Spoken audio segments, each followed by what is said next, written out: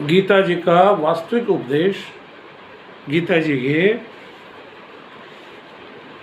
2 अध्याय के 11वें श्लोक से शुरू है, जिसमें श्री भगवान कहते हैं कि अशोचन्नव व शोचस्तम प्रज्ञावानश्च भाषसे गतासो न गतासुंश्च नानुशोचन्ति पंडिता।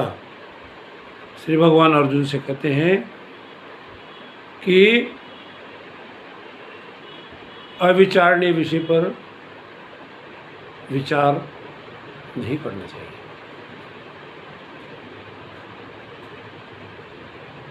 और फिर भी आप उन सब अविचारणीय विषयों पर विचार करते हुए आप प्रज्ञावान यानी बुद्धिमान ज्ञानवान व्यक्ति की तरह बोल रहे हो।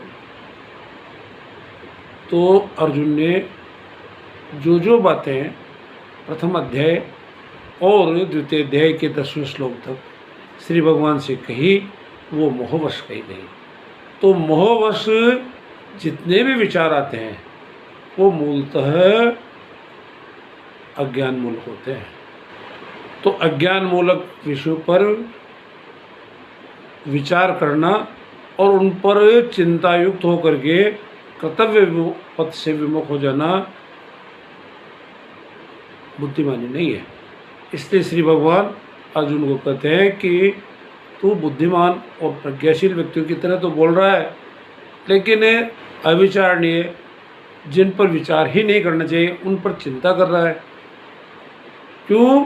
आगे उदाहरण देते हैं वो कि गतासो न गतासुंश्च, यानी जो चला गया यानी मृत्यु को प्राप्त हो गया, जिसका इस सृष्टि में अब कोई सक्रिय अस्तित्व नहीं है, और जिनकी मृत्यु होने वाली है, जिनका सक्रिय अस्तित्व समाप्त होने वाला है, उन दोनों विषयों पर प्रज्ञाशील यानी बुद्धिमान व्यक्ति विचार नहीं करते।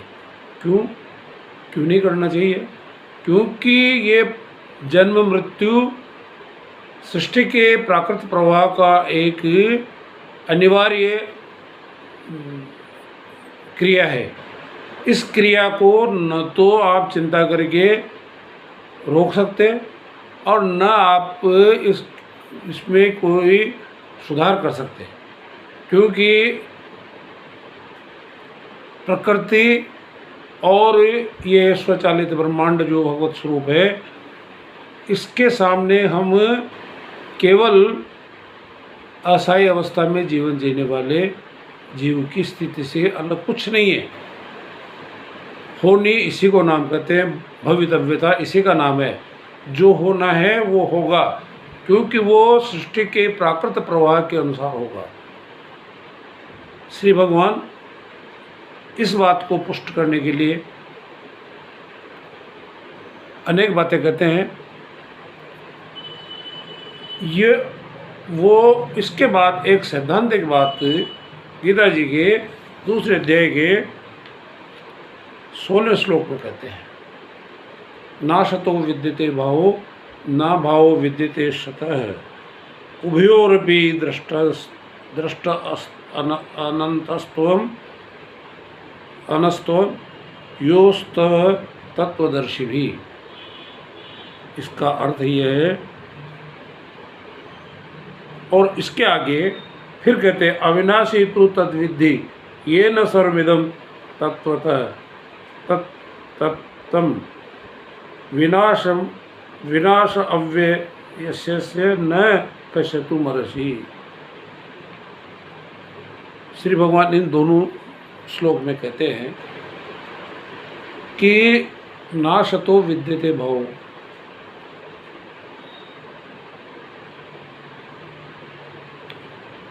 असत्य की कोई भव क्रिया नहीं होती है।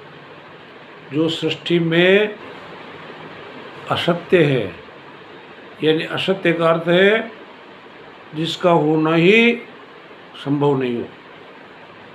जैसे पुरुष तत्व को सत्व तत्व कहते हैं, यानी वो एवरबीइंग है, इसलिए उसका अभाव नहीं है। वो अनेक रूपाए हर क्षण हर स्थिति में उत्पन्न होता है, लेकिन जिसका जो सत्य नहीं है, सत्य नहीं है, उसकी उत्पत्ति और होने का तो सवाल ही नहीं होता है। ना सतो विद्यते भावो, ना भावो विद्यते सत, और सत्य का अभाव नहीं है।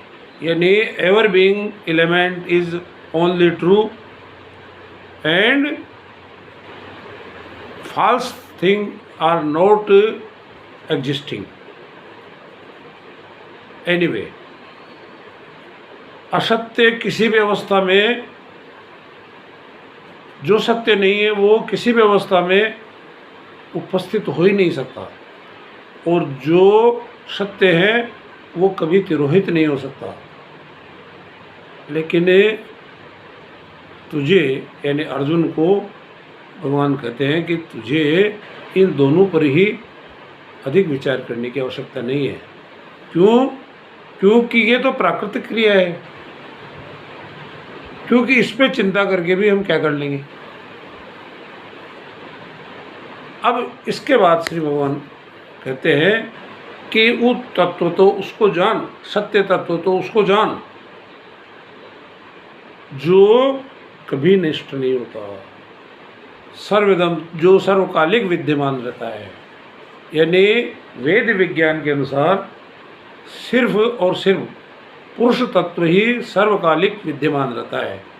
उस सर्वकालिक तत्व को पुरुष तत्व कहते हैं, और वही सत्व गुण से युक्त यानी एवर बीइंग गुण से युक्त है, इसलिए सर्वकालिक है। श्री भगवान उसको सर्वकालिक कहते हैं, और जिसका विनाश, जिसके नष्ट होने की कभी कोई संभावना नहीं है। यानी पुरुष तत्व रूप बदलता है, लेकिन नष्ट नहीं होता। इस तथ्य को हम आधुनिक विज्ञान के गैस, द्रव और ठोस रूप में समझ सकते हैं। हम ठोस को देख सकते हैं, हम द्रव को देख सकते हैं, लेकिन हम गैस को नहीं देख सकते, अनुभव कर सकते हैं। लेकिन पुरुष तत्व का तो ऐसा रूप भी है जिसको हम अनुभव भी नहीं कर सकते, फिर भी है वो। इसलिए श्री भगवान गीता जी का शुभारंभ सांख्य योग से करते हैं, और उसमें उन तथ्यों को समझाने की कोशिश करते हैं जो तथ्य सामान्य समझ से बहुत दूर होता है। जय श्री कृष्ण। आज की वार्ता यहीं समाप्त होती है।